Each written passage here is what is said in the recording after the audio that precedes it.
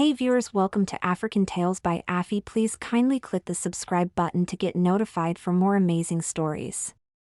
In the busy town of Elu, where houses stood tall like proud trees and the sun always smiled through the windows, there lived a young girl named Adora. She worked as a maid in the big white mansion on Ojemba Street, owned by the wealthy and well-known Mr. Tund. Every morning, Adora swept the floors until they shone like polished mirrors, scrubbed the dishes until not a speck of oil was left, and carried baskets of laundry that were almost as heavy as she was. Yet she never complained. "She's always singing," said Mama Beezy, the cook. "Even while cleaning toilets." "Maybe she sings to forget her past," replied Ngozi, one of the housemaids, raising her brow. "Don't you know where she came from?" One afternoon, Adora walked past the servants' kitchen and heard whispers. The smell of pepper soup filled the air, but the words she heard made her stomach twist like a rope. "She's just a poor orphan girl who was picked from the street," Ngozi said sharply.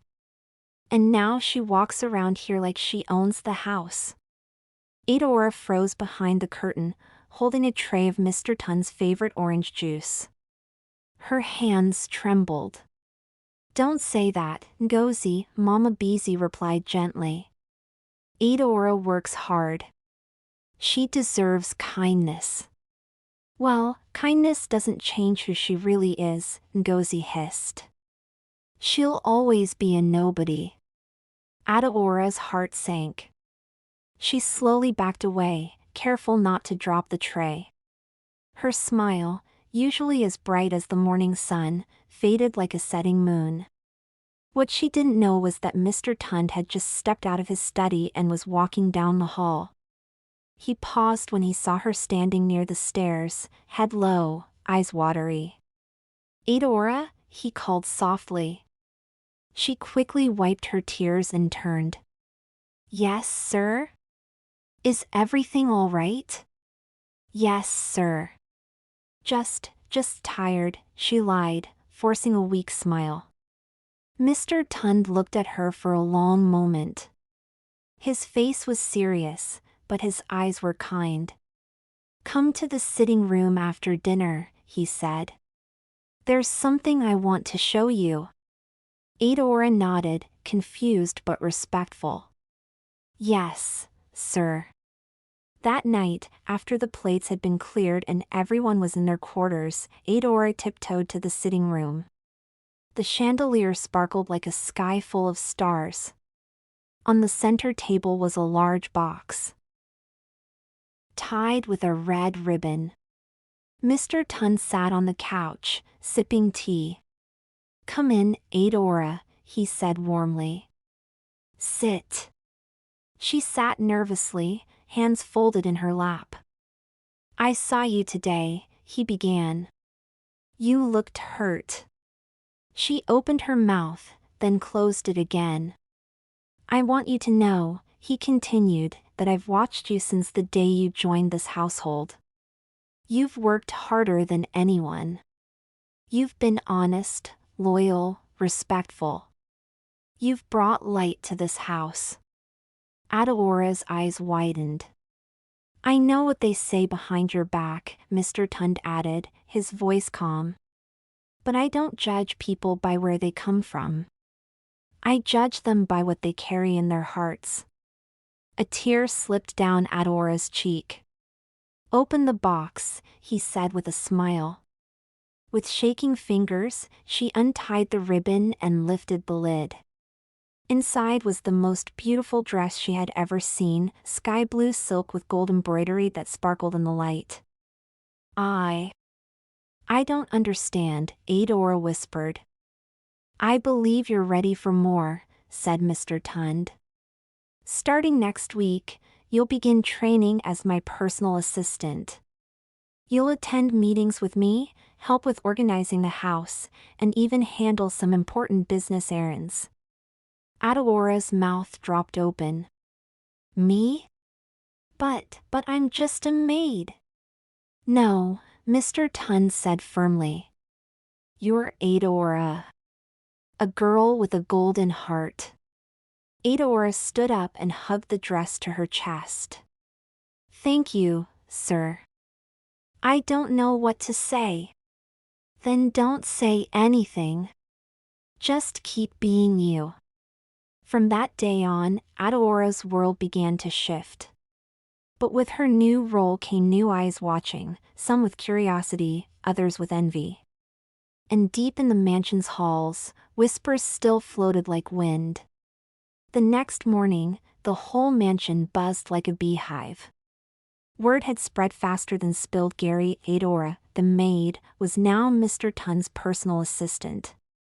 She wore a real silk dress yesterday, whispered Ngozi, her arms crossed tightly as she stood by the laundry line. And now she gets to sit in the front seat of the car. Mama Beezy chuckled. Jealousy doesn't look good on you, Ngozi. That girl earned it. Ngozi rolled her eyes. Earned? Please. She must have tricked Mr. Tun somehow. No maid gets promoted just like that. From the hallway, Adora passed quietly, her eyes lowered, though her heart beat loudly. She had heard every word. Later that day, she walked into the study where Mr. Tund was organizing files. His table was piled with papers, but he looked up immediately and smiled. Ah, Adora.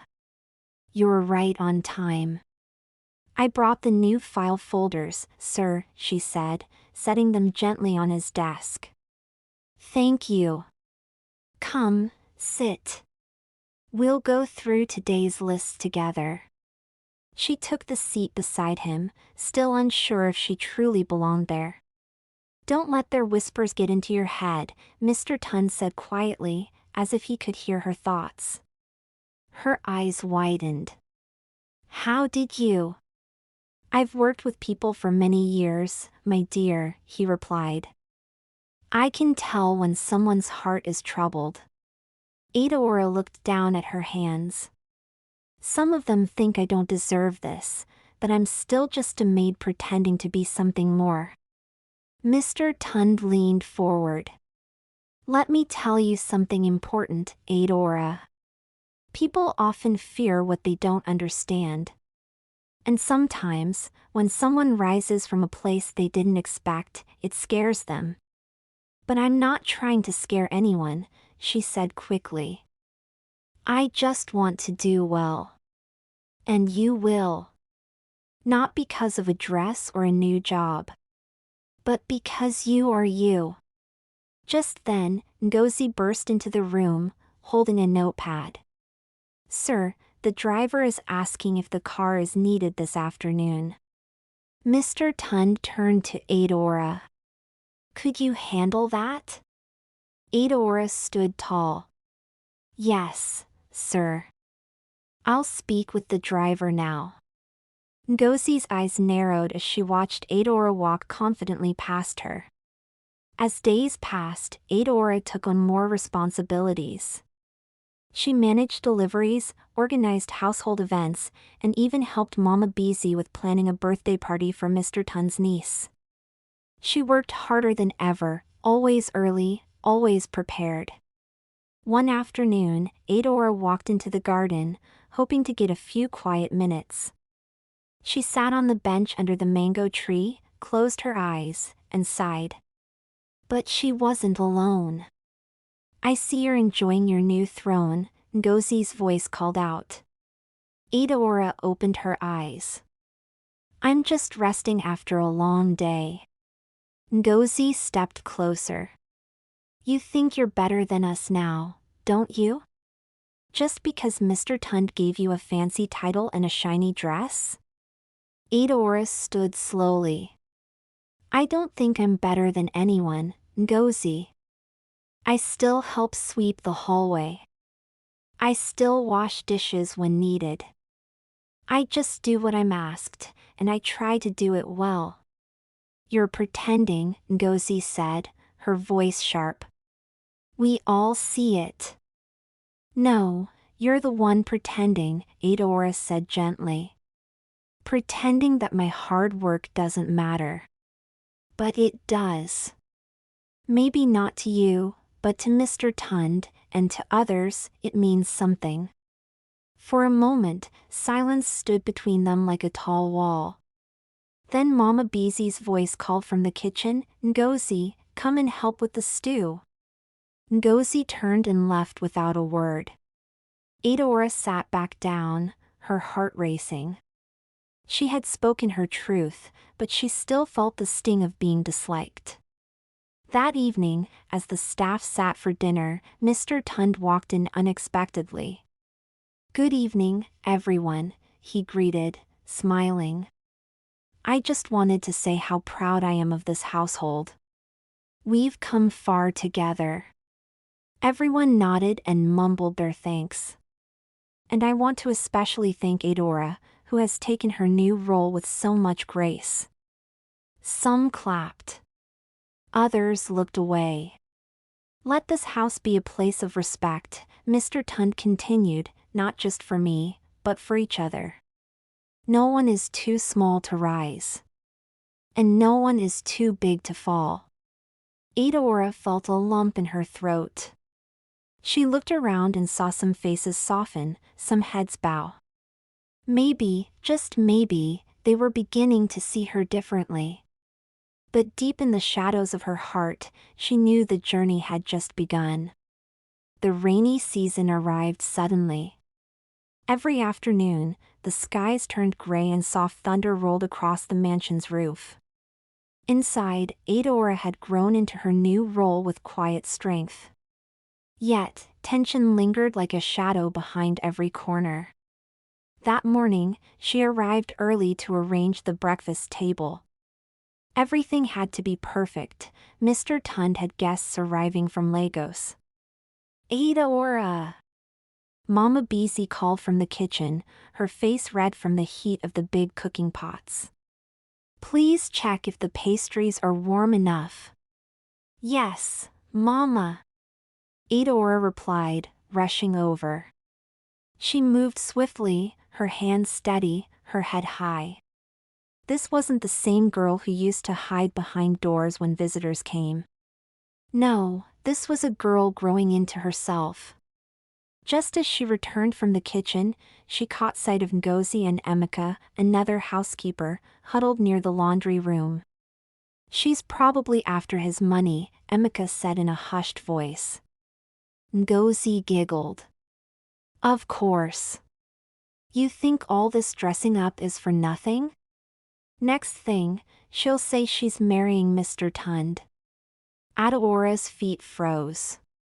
"She's not even that beautiful," Ngozi continued. "Just lucky." Adora turned away quickly, blinking back tears. Again. Why did they always speak like that behind her back? Was it really so hard to believe she could work hard and be rewarded without tricking someone?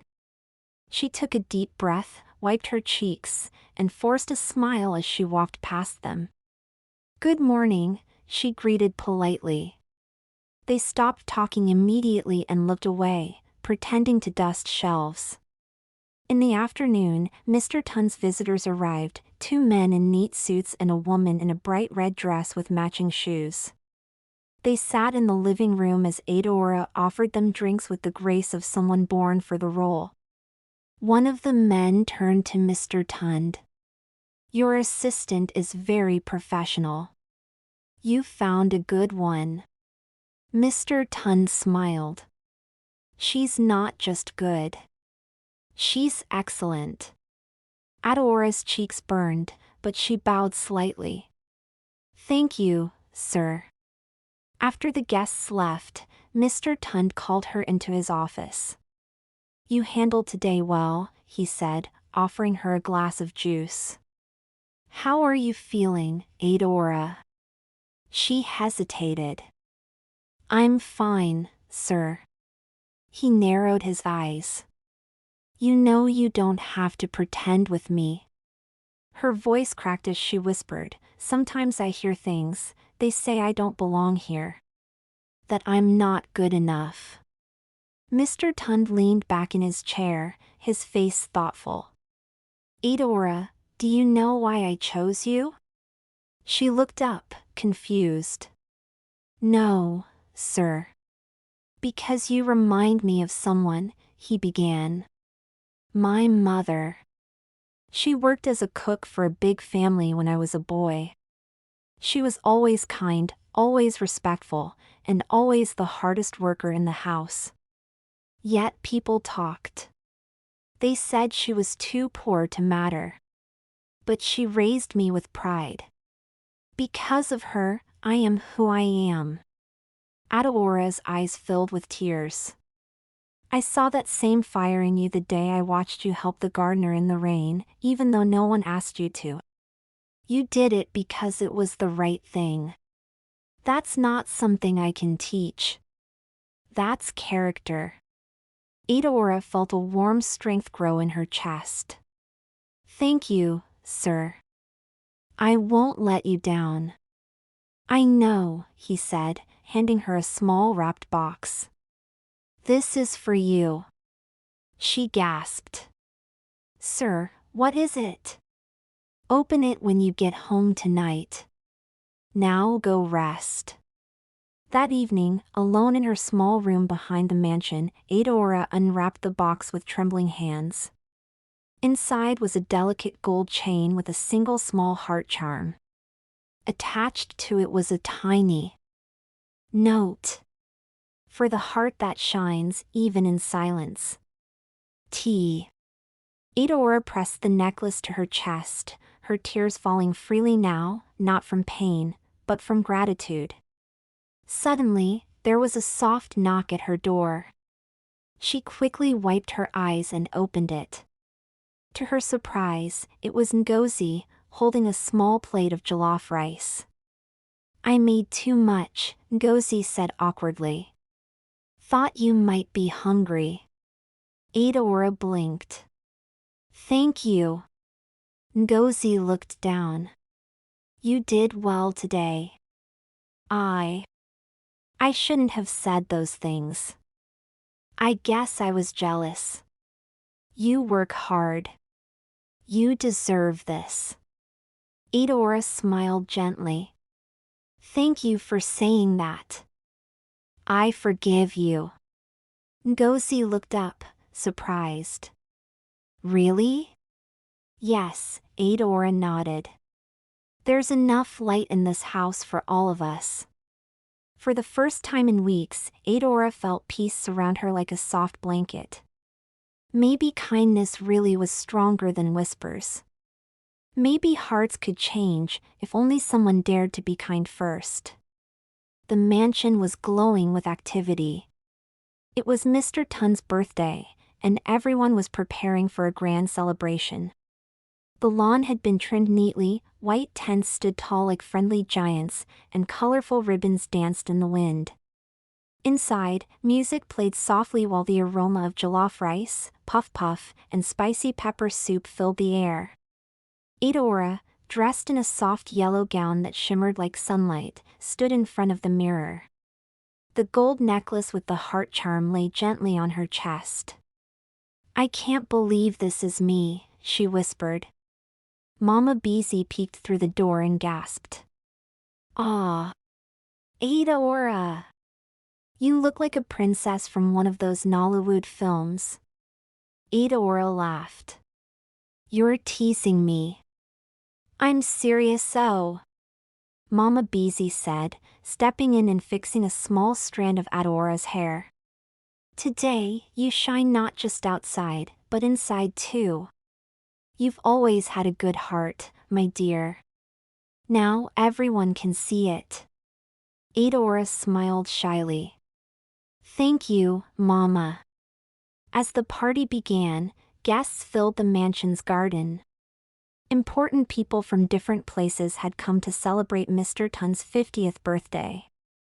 Adeora stood at the side, helping coordinate servers and making sure everything flowed smoothly. Ms. Adeora, a waiter called. We're out of drinks on table 4. I'll handle it, she replied confidently, weaving through the crowd with grace.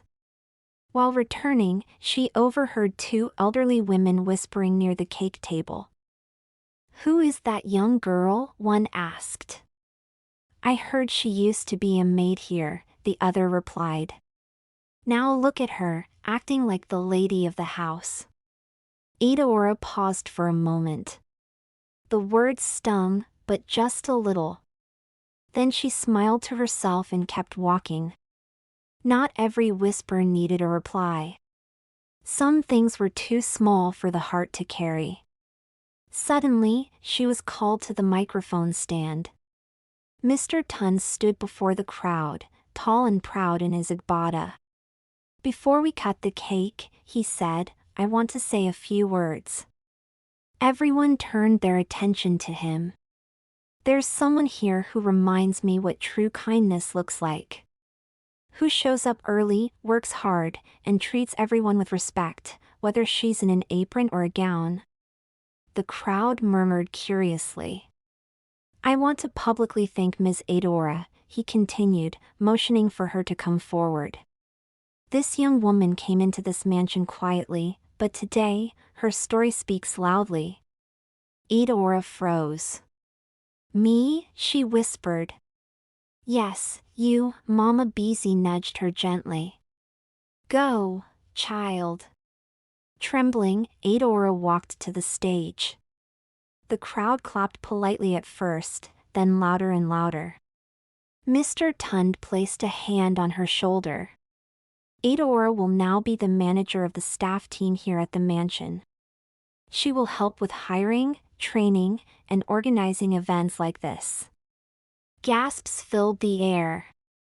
Some clapped. Others stared.